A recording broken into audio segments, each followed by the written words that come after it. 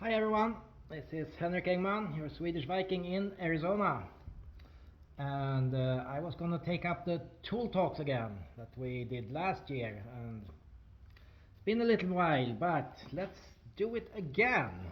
I don't know, some of you probably remember my little power hammer, planishing hammer, call it what you want. It's an old planishing hammer frame, reinforced, with a rotary hammer on top, so it hits pretty hard. I can use thumbnail shrinking dies in it. Right now it's planishing tools in, and it works good, both for stretching and planishing. So yeah, I'm happy with this little machine. I'm going to show you a little bit what I did with it last year. So I built those thumbnail shrinking dies. They're homemade. It is a tool for the rotary hammer, so it's a concrete demolition tool that I used. Cut it off a little bit, so I used the lower part and the upper part. The thumbnail is actually just MIG weld wire. It holds up pretty good. It's fairly hard. So you have this little thumbnail part here, and you have the groove in the upper tool. So those two fit together like that, and then the upper tool actually moves, but they hammer up and down a little bit. Problem with that kind of hammer I have on that one is it's spring loaded, so the upper tool is always like down, and then it just hammers on it, but it doesn't really lift up and down. It just bangs down. And that makes, when you shrink with it, this is a piece I made with it, but when you shrink with it, let's talk a little bit how it works. When you put a piece of sheet metal in here, and the lower tool bangs up into this groove, you get the sheet metal here, and you have a kink on it, like that. So that's when you push the sheet metal in between the tools. Then you pull it out, and then you come to this flat part here and here. And when you have this kink in the metal, and then the upper tool comes down, it's flat surface here, it's flat surface here, then you actually compresses this metal again. Some of the little metal goes out to the sides, and some of it just gets thicker in the middle. But that's what makes the shrinking in the metal. So when you have the spring-loaded tool, when you get out here, and the last little piece here will actually almost get stretched. It shrinks, and then you bang here, and it stretches the edge a little bit. So that's why a tool that actually goes up and down, like a Pullmax machine, so it really goes up and down, and you can set so you have a tiny bit of distance between the tools while you're working. That means you never bang the edge really hard. You just flatten it, not banging it out and make it stretching again. So that's why. But this piece is actually shrunk with those tools in that machine. So can you do it? 20 gauge steel. Yeah, absolutely. It works.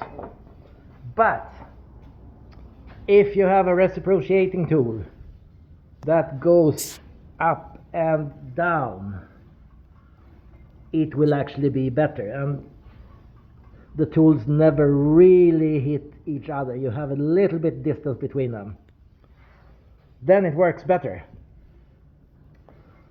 So this tool, I made it fairly cheap.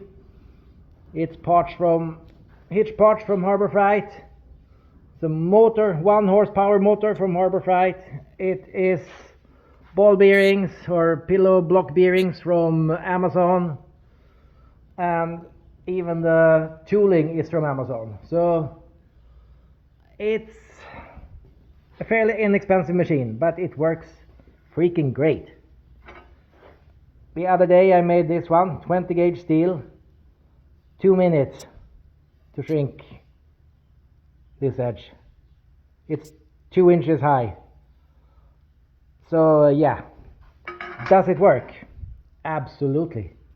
It's a great little machine.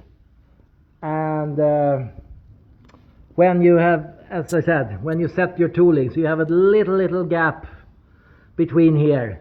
That means you never stretches the edge. The sheet metal goes in and doesn't really bang through when it's hitting. This machine, I have a set stroke of 1/4 inch, and it blows around 900 blows per minute. I am actually going to show you. Let's see. There we are. I am going to have this little piece of 063 aluminum, and I am going to continue. As you see, we maybe have, I don't know, 75 degrees maybe. Let's try to make it 90 in a minute here. So let's see what happens.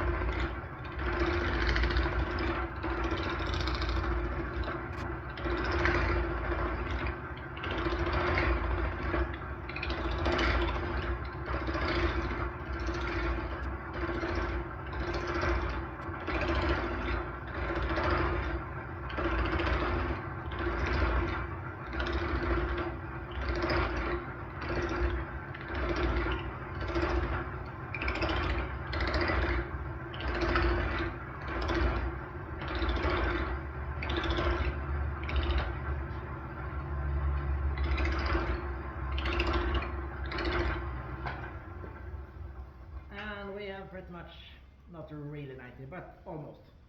Few rounds more and it will be 90 degrees. So does it work? Yes. So in 20 gauge, 2 minutes to do this, and in 063 aluminum works. 18 gauge steel works too. So is it effective? I think so. For the price point I built this machine, it's amazing. And I will make a model. I will have a couple of improvements, and I will make a model that I actually can sell. So stay tuned. Follow me on Facebook and on YouTube, and have a wonderful time in your garage.